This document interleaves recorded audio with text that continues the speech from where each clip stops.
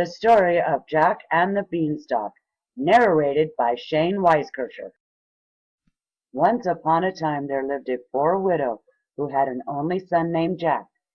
Times were hard, and they were so poor that anything worth money had been sold to buy food, until there was nothing left worth selling.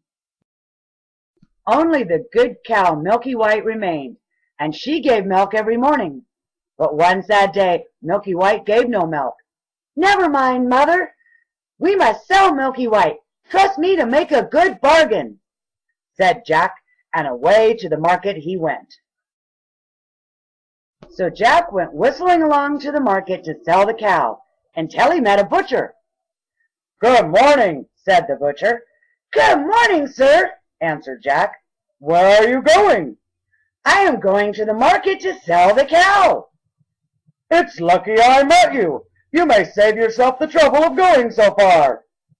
With that, he put his hand in his pocket and pulled out 5 curious-looking beans. "What do you call these?" "Beans." "Beans?" "Yes, beans. But they are the most wonderful beans that were ever known. They are magic. They grow overnight." "Overnight? I'll take 'em. That'll give us beans for tomorrow night's supper." Jack was so delighted with the bargain that he ran all the way home to tell his mother how lucky he had been. But oh, how disappointed the poor widow was. "Off to bed with you!" she cried, and she was so angry that she threw the beans out the window and into the garden.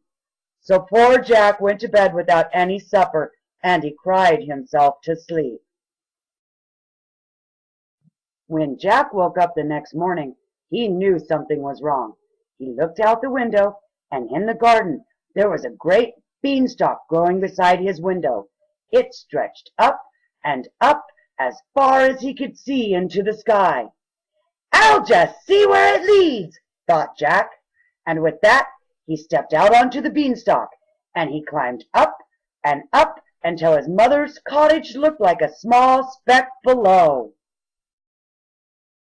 But at last the stalk ended, and Jack found himself in a new and beautiful country. A little way off in the distance there was a great castle with a road leading to the gate. Suddenly, standing beside Jack was a beautiful maiden. "Good morning, ma'am." "Good morning, Jack." "How did she know my name?" thought Jack. "That's not all I know," said the maiden. She told him that when he was a little baby, his father fought and wounded the great giant, but the giant killed his father. The giant feared more village men would come to avenge Jack's father. Just then the giant saw Jack's mother. She was clutching a baby boy. The giant snarled and gruffed. But a giant isn't all evil, so he spared Jack's mother, but made her make a promise on her son's life that she would never tell that a giant killed her husband. "The giant who lives in the castle killed your father and cursed your mother. All that the giant has is yours," whispered the beautiful maiden, and suddenly she vanished, but her voice trailed off in the distance. "The harp and the hen were your father's." "She must be a fairy," thought Jack. As Jack drew nearer to the castle, he saw the giant's wife standing at the door.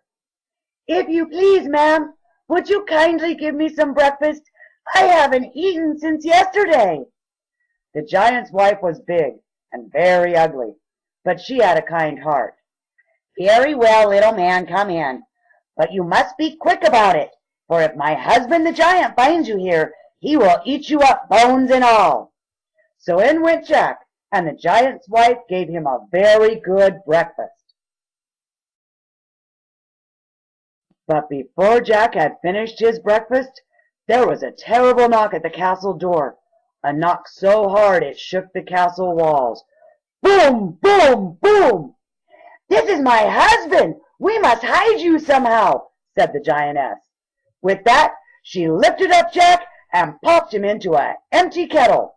Her husband roared out, "Fee, fi, fo, fum! I smell the blood of an Englishman. Be he alive or be he dead, I'll grind his bones to make my bread." "Nonsense, you're mistaken. "It's the oxtail you smell." So the giant took his wife's word for it and sat down and ate his oxtail dinner. When he finished, he shouted, "Wife, bring me my money bags." The giant began to count his money, but soon he was so sleepy that his head began to nod, and he started snoring. It sounded like thunder. Once Jack was sure the giant was sleeping, he crept to the end of the table and snatched the 2 bags of gold that were right next to the giant's head. Jack began to run and run. Woof, woof, woof! The giant's dog barked loudly, and the giant began to wake up, but he just yelled at the dog, "Shut up, dog! I'm trying to sleep!"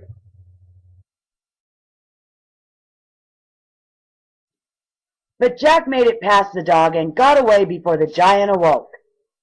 Jack and his mother were quite rich now, but the fairy maiden's words were always echoing in Jack's head.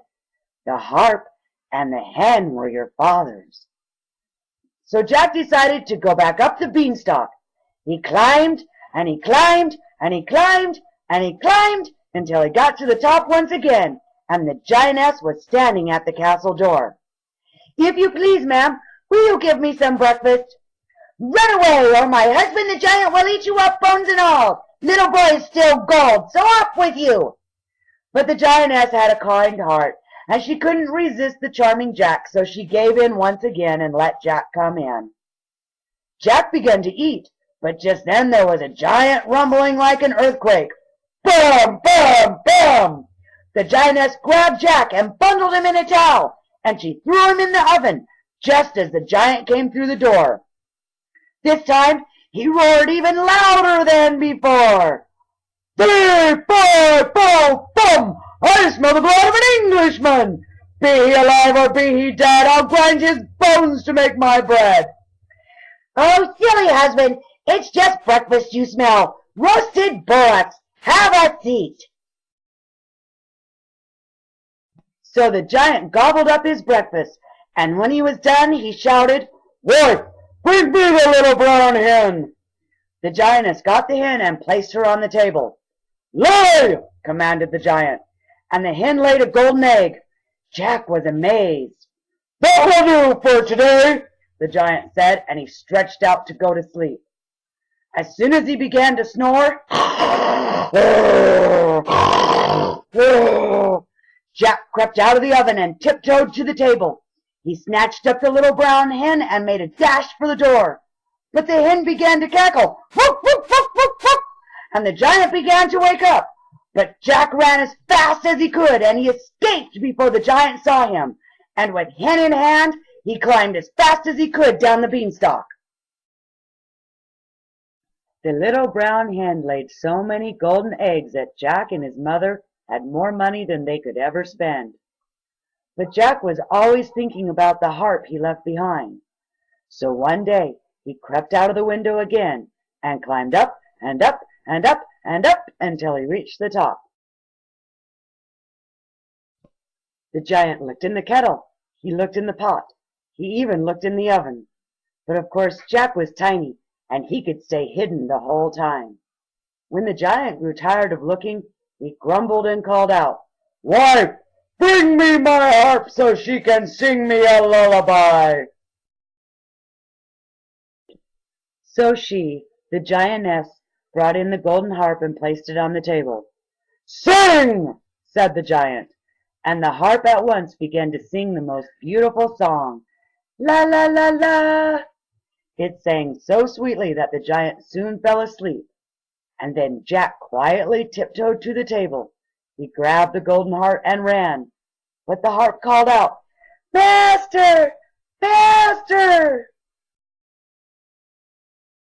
And the giant woke up just in time to catch sight of Jack running out the door. The giant stood up and grabbed his massive club and chased Jack to the beanstalk.